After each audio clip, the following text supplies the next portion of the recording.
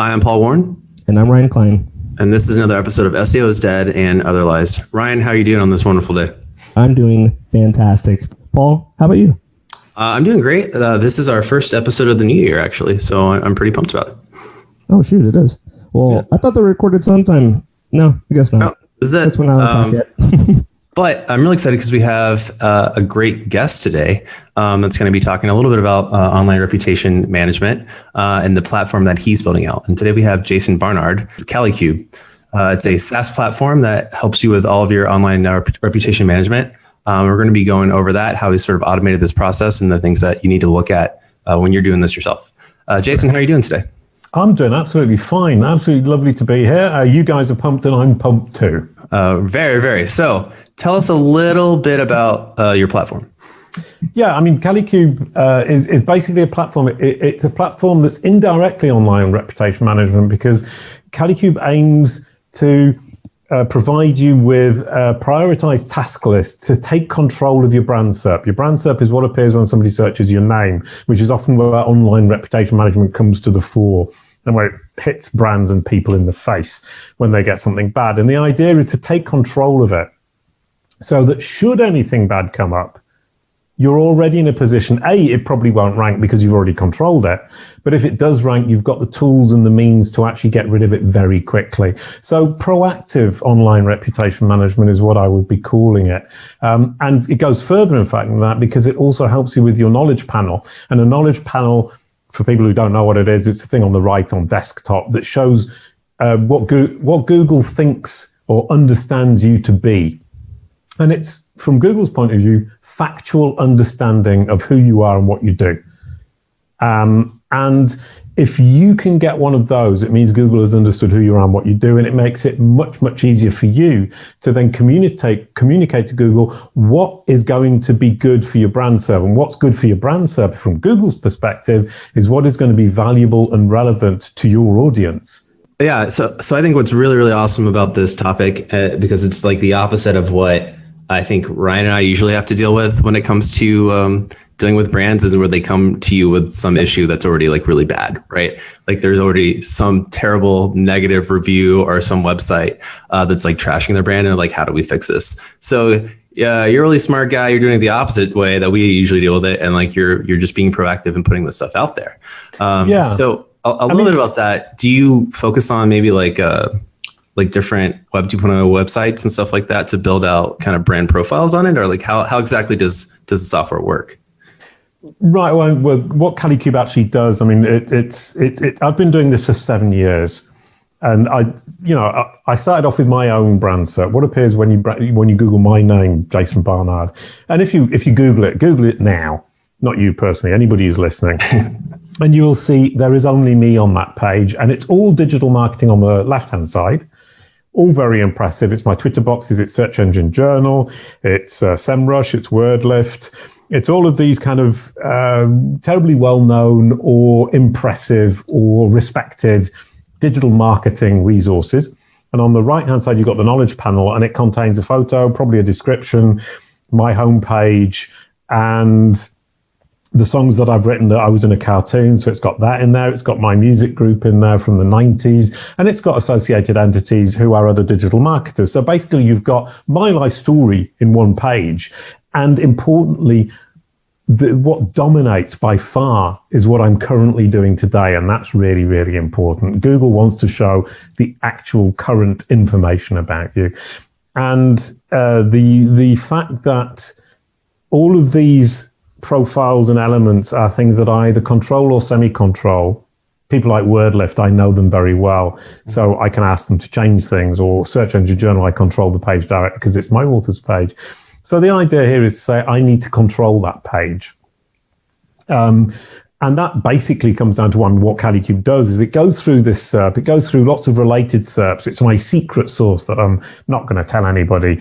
And it figures out which sources are important to Google, so that you can focus on the ones that really matter in terms of how Google builds its understanding of you and what it should be showing on your brand SERP. And, I was looking at it the other day for myself, and I was very surprised because I've been working on my own for 7 years. Yeah. So I know all the profiles that are out there. And I would have guessed 90% of the priorities, but I still got 10% wrong. Because I have human bias, and the machine just went, nope, you're wrong, my machine. I built the machine, and I looked and I went, that 10% is wrong. And then I looked into it and I thought, actually, that 10% is right. And the machine's beaten me. And it's my own stupid machine that I built on a Sunday afternoon. So I got a quick question about these, right? So I manage a brand. I have to manage this myself, right? So I know exactly where you're coming from. It's really important. If let's say you want to become your own brand, how would you go about getting into this? What do you mean what you've by done with like your own? profile here with the knowledge panel? Like if I wanted to make my own, like what steps would you suggest someone that's like trying to become their own brand? Your own knowledge panel, you mean? Yeah. Right. Your knowledge panels, I mean, the thing is, the theory is incredibly simple. And the theory is something I've been working on for years, and it's taken me a long time. It's one of those things that years of complexity and trying to figure things out and trying all these different things, you end up with the secret sauce, which is actually really simple. And it's not a secret sauce because it's so simple that I couldn't keep it secret for very long. It's basically you say, I or my brand is an entity. It's a thing. And it's a named entity, a thing that Google can understand, and it needs to know which particular one we're talking about. So there are 250 Jason Barnards in the world. I want to be sure it understands when we're talking about this Jason Barnard, it understands that it's this one and not the podcaster or the footballer or the hockey player or the scholar in San Francisco, I think. And so what you need to do is make sure that you have a home for that entity, and that home is on a site, on a page, in fact, it's on a page on a site that you control.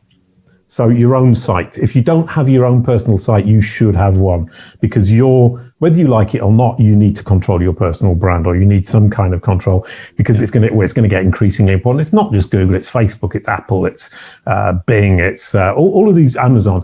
They're all doing the same thing. They're building knowledge graphs of understanding of the world, because that's how they're going to be able to serve their clients or their audience.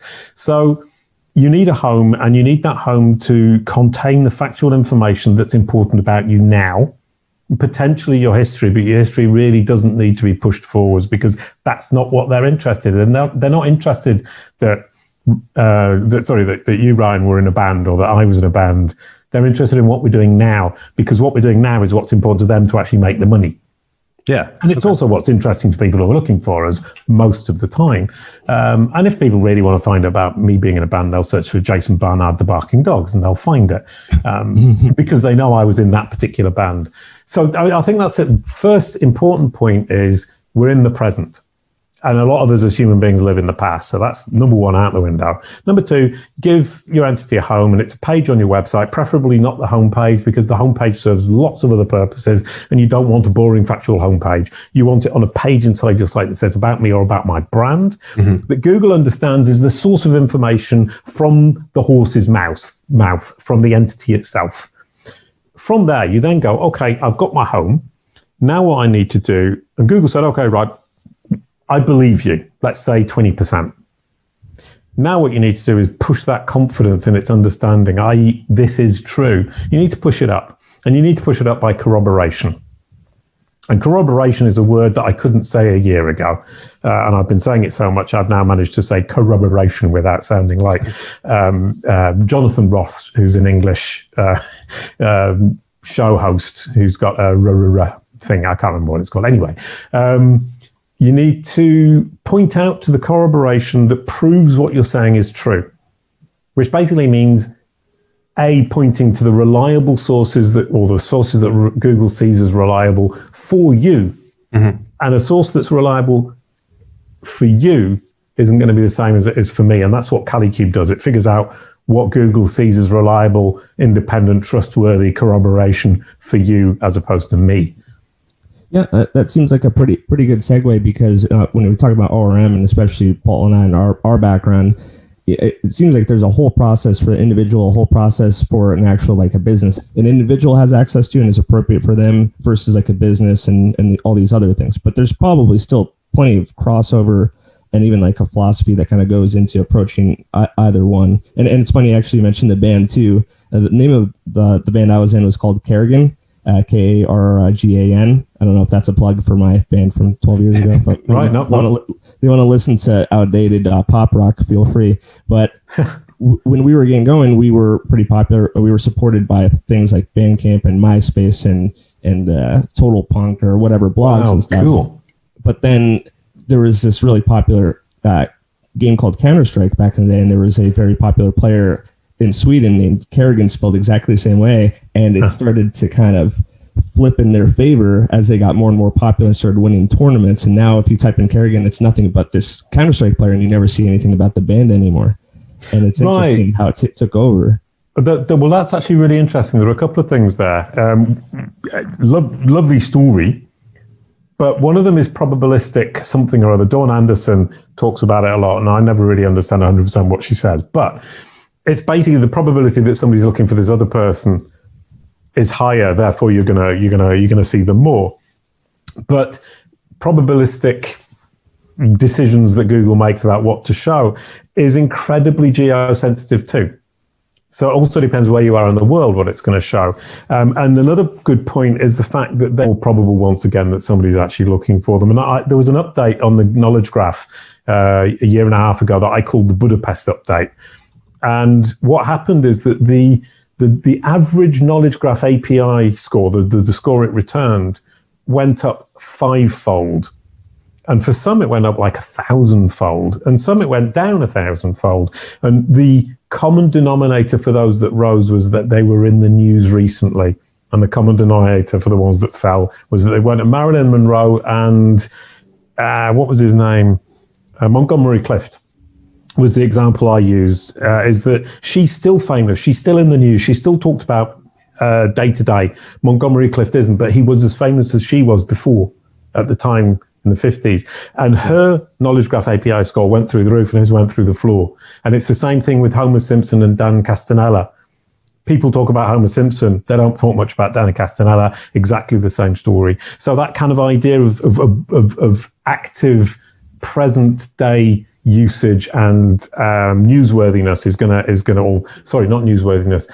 How much you're being mentioned, how much you're present is going to have a big influence on that. Do you think you can, let's say as a brand and you wanted to artificially inflate that, right? So you use like a PR strategy for press releases. Like, do you think you can sort of spoof that through those means, or is this like legit actual news that's like what it's taken into account?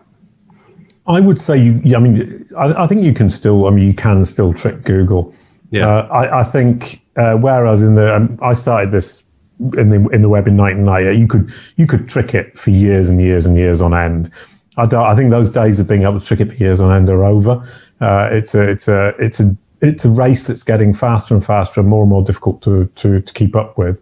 But to sell my own kind of source, I would say not spoofing it, but you can find which resources Google is looking at for your industry and your geolocation in a more general sense and target those. And Kalicube actually gives that information for free. And you can go in and you can see what is Google citing, what is Google talking about, what is Google willing to stick its neck out for in that right-hand rail.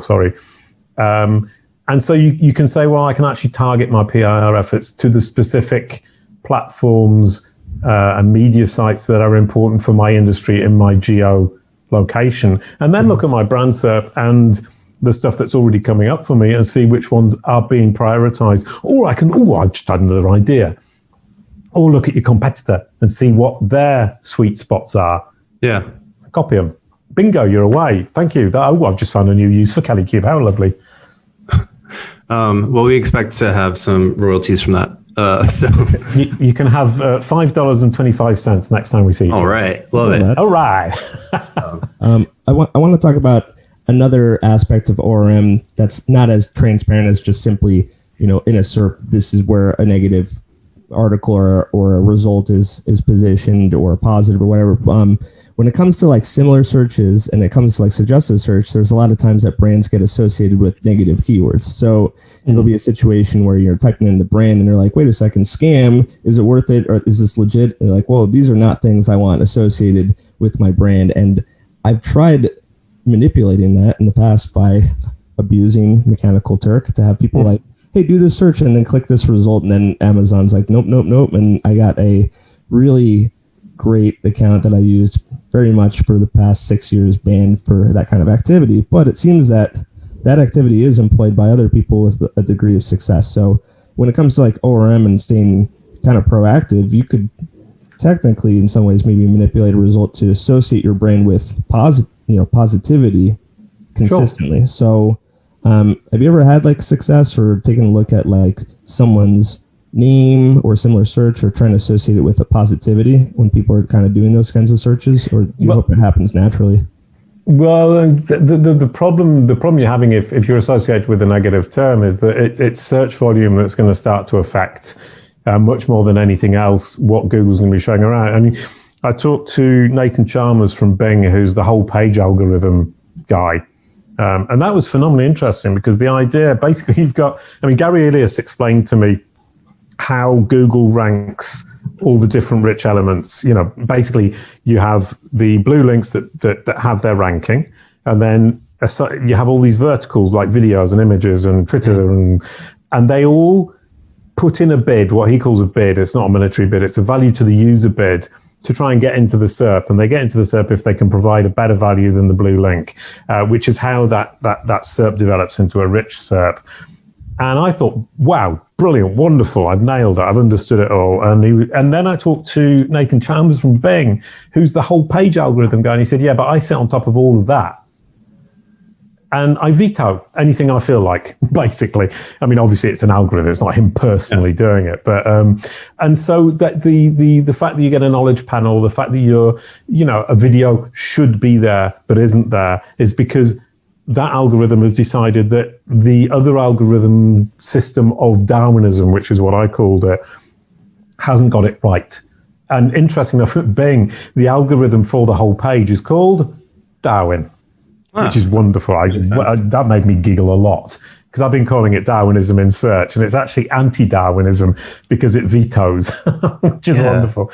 And so, sorry, excuse me. So, and everything on that page potentially is affected by that whole page algorithm, which steps in and overrides stuff. And an example would be that I talked to Ali Alvi from Bing. I mean, I did a series of interviews with Bing, and because it's the same data, the same aim and the same audience, you can assume that they're not, and the same technology, you can assume they're not reinventing the wheel. The two function reasonably in a similar manner. I'm talking to John Mueller and Gary Ilias and listening to Martin Split.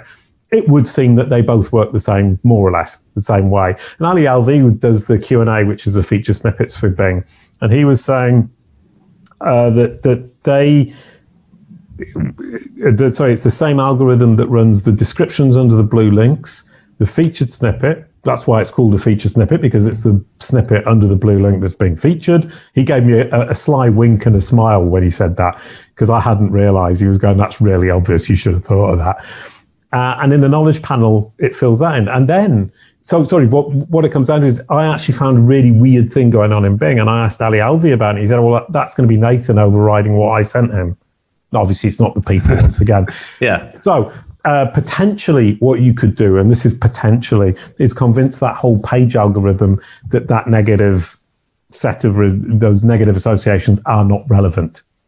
And I would suspect, and this is completely throwing it out there, that the whole page algorithm has a lot of entity-based stuff going on. It needs to understand the entity. And I would argue that because it puts those people also asked, when it's understood the entity, it can't know what questions people ask around an entity without understanding the entity in the first place. And if you look at the questions, it's about the entity or the topic of the entity. Yeah.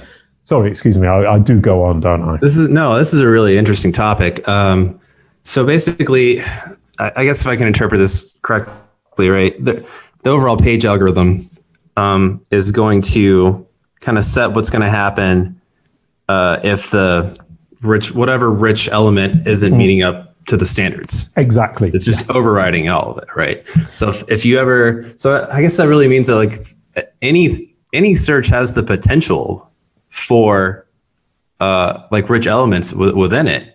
Oh God, yeah, 100%, absolutely. And And it is that thing. Is basically he has the power of veto, and he has the power of bumping something up that wasn't quite up to scratch.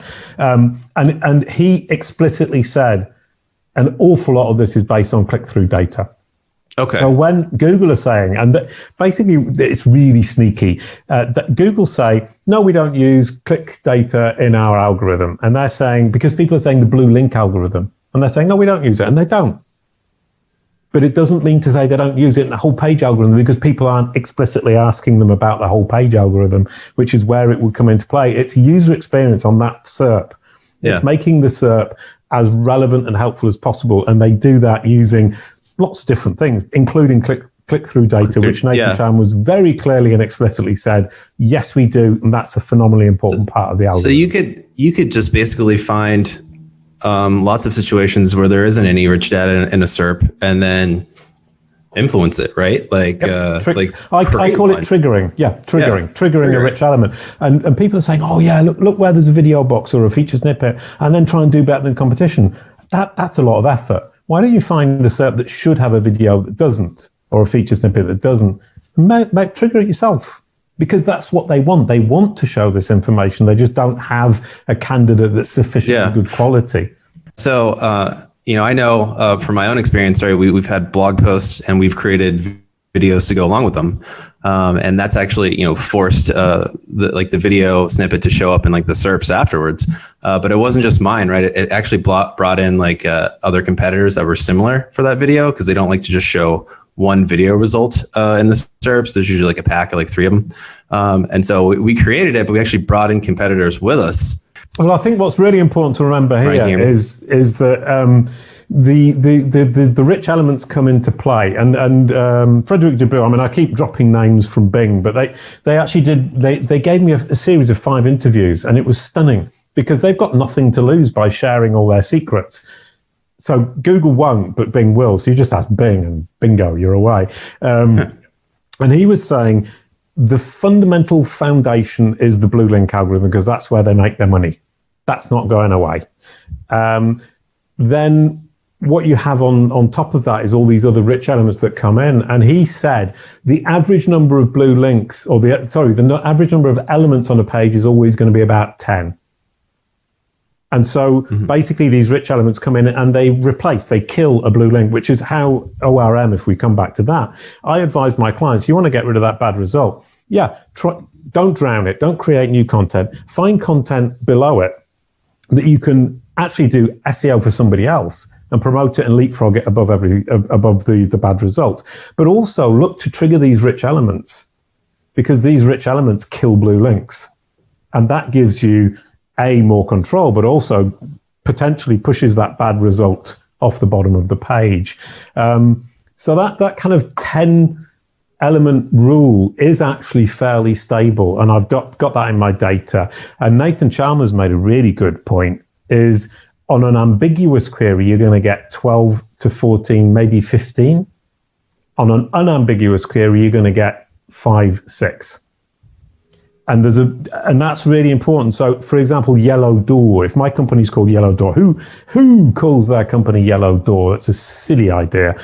It's so ambiguous. It's a really long SERP, and it's very confusing, because there is no way for Google or Bing to know what you're looking for. So they give you the choice. The whole page algorithm will then say, this is ambiguous. Let's give them a lot of choice. So it's going to create a longer SERP and promote more elements that would not otherwise have got their place. So the ambiguity plays a phenomenal role in how the whole page algorithm decides on the length of the SERP. So not only do you need to look at the rich elements, what you can trigger, but also how long the SERP is.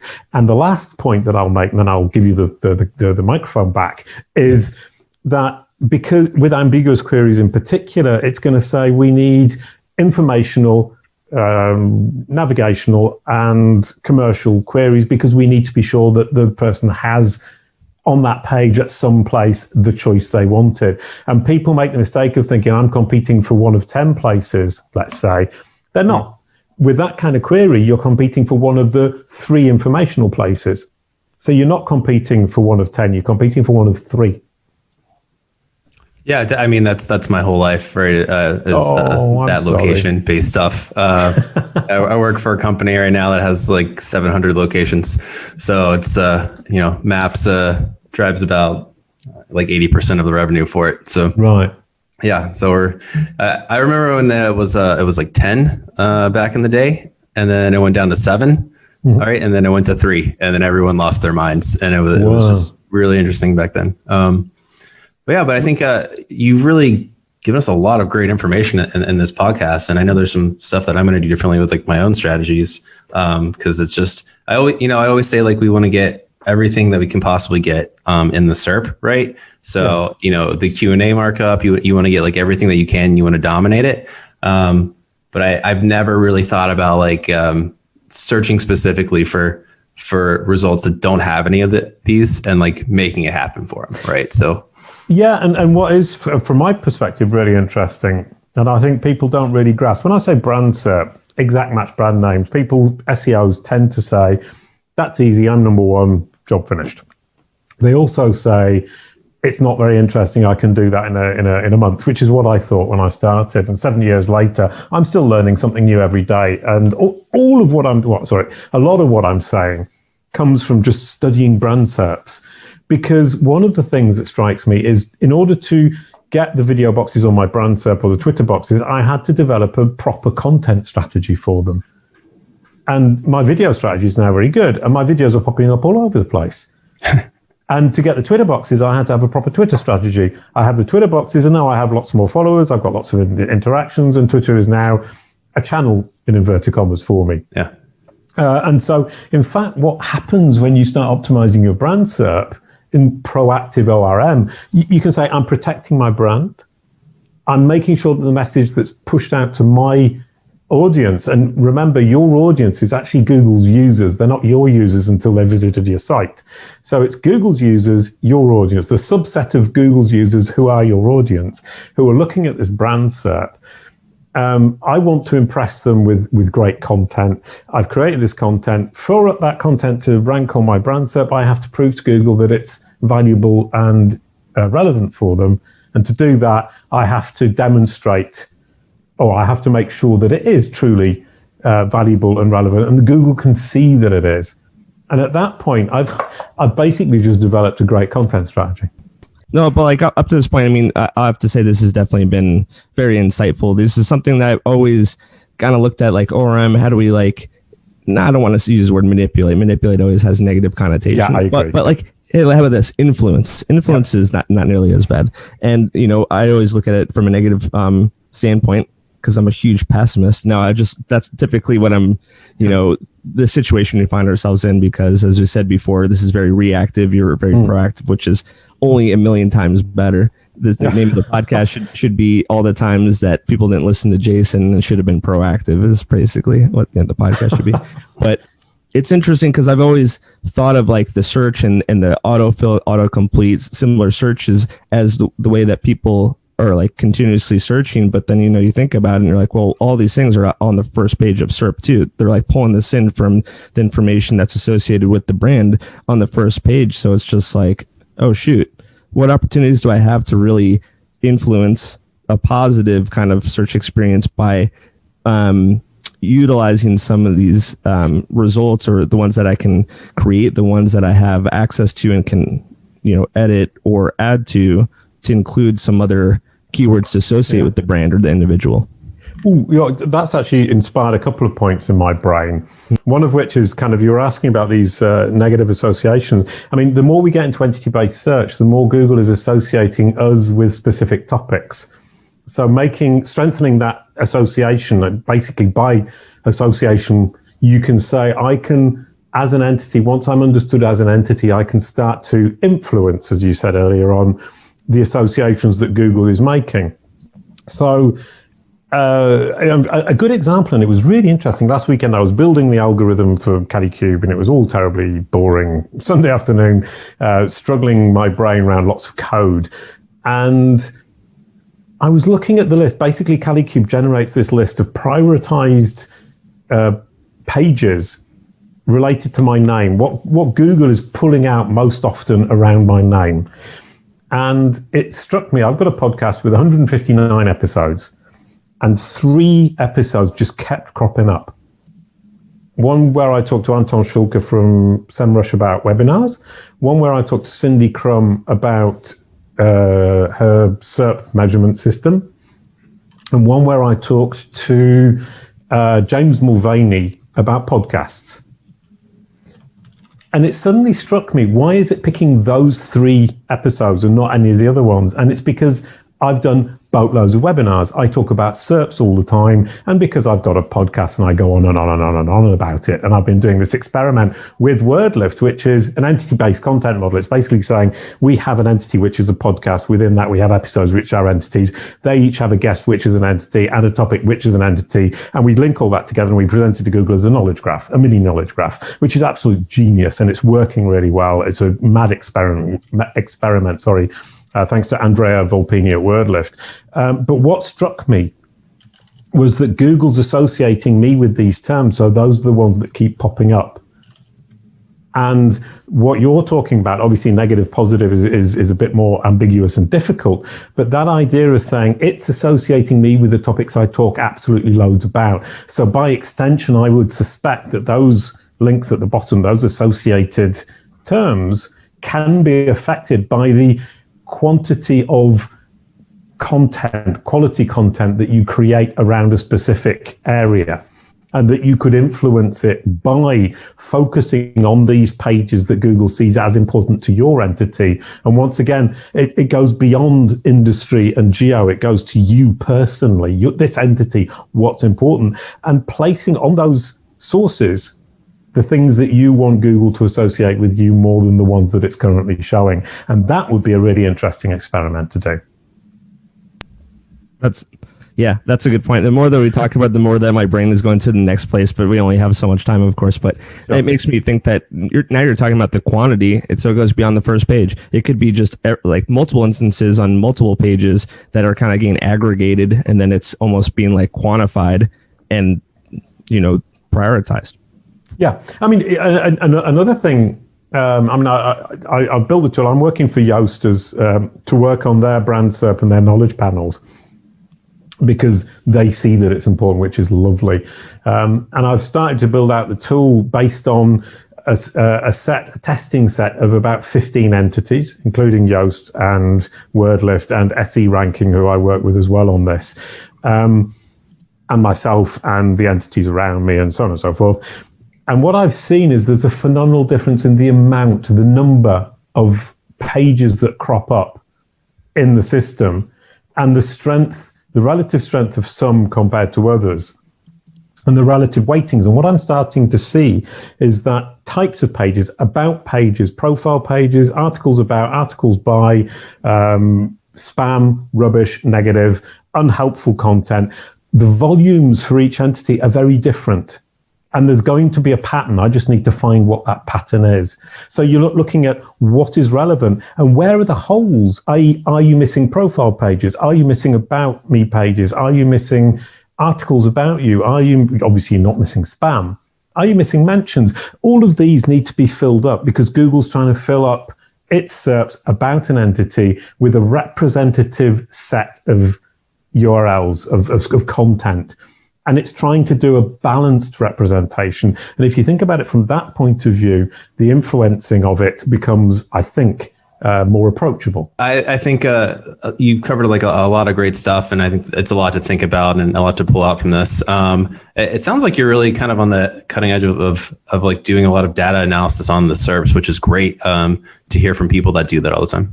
Well, there are a few things that struck me. I mean, the last couple of weeks have been actually, I keep having these exciting periods. I got deleted, all my articles in Wikipedia got deleted in the space of 2 weeks.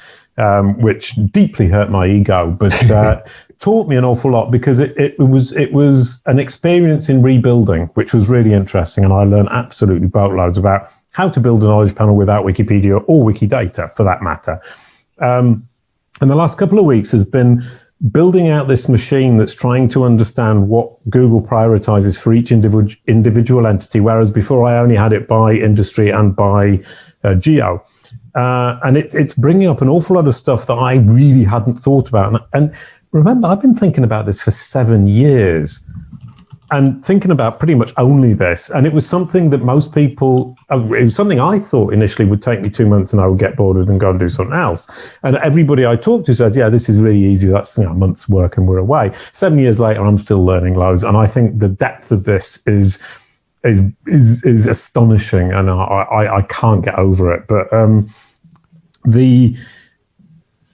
the cutting edge kind of idea is what's interesting is it's so simple, so obvious, and we should have been doing this for years. So it's not cutting edge. It's niche because nobody else is doing it except me or very few people. As far as I know, nobody else is doing it. And yet it's universal. So it's a niche that's universal, which is ironic as well.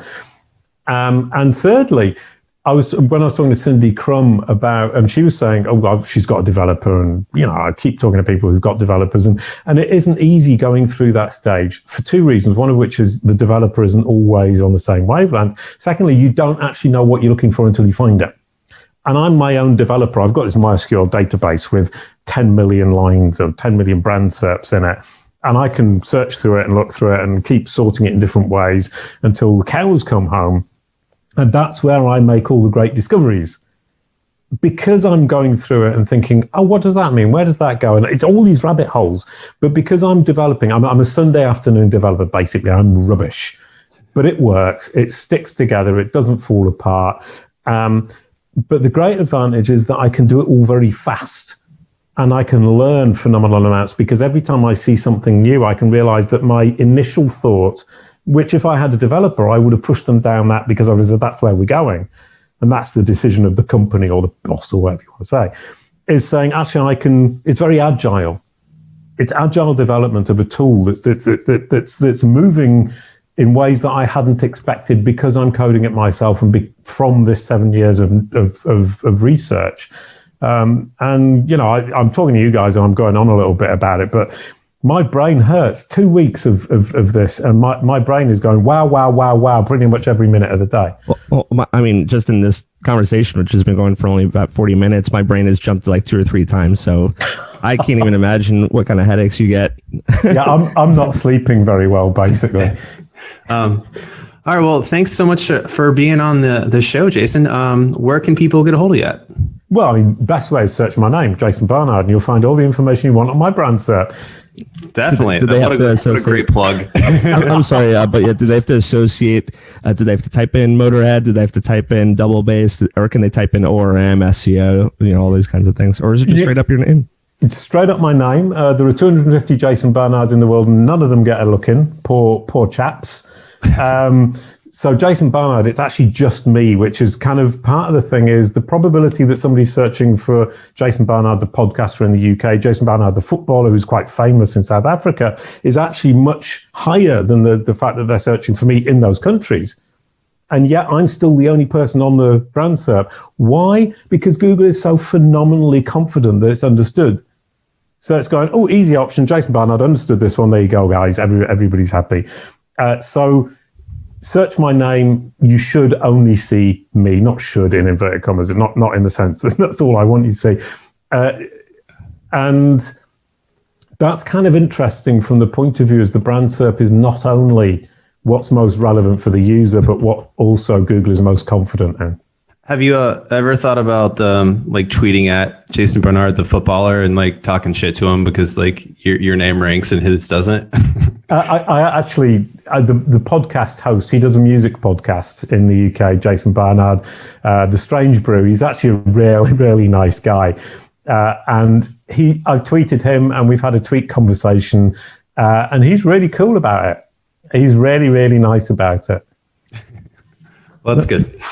That's interesting. One last note for me, and I swear I won't chime in for anything anymore, but it's, people pay for domains and the positioning that domains get. I can imagine that there'd be a landscape where people pay for the work that you've done positioning a name, if that would even make sense. That's true. Oh Lord. Oh no, you started a whole new. I didn't mean to. I swear. Nope.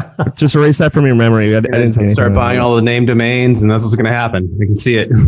Brilliant. Anyway, connect with me on Twitter, Jason M. Barnard. I love Twitter. I think Twitter's a lot of fun. LinkedIn, I like because there's a lot of good stuff going on LinkedIn. It's more informative. Twitter's more kind of informal and fun. So it depends on what your attitude is.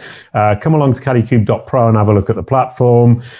Search my name if you feel like it. And that's it. I'm really, really happy to talk to people and discuss brand SERPs. If you want to talk about traditional SEO, probably go and talk to somebody else. All right. Well, thank you, Jason Barnard, everyone. Thank you so much for being on. Thanks a lot, guys. That was brilliant. All right. But anyways, thanks so much again for listening, and be sure to like, share, subscribe anywhere that you listen to this podcast at. Really appreciate it. And thanks again. I'm Paul Warren. And I am Ryan Klein. And this has been another episode of SEO is Dead and Other Lies. Happy New Year. Bye. Hey.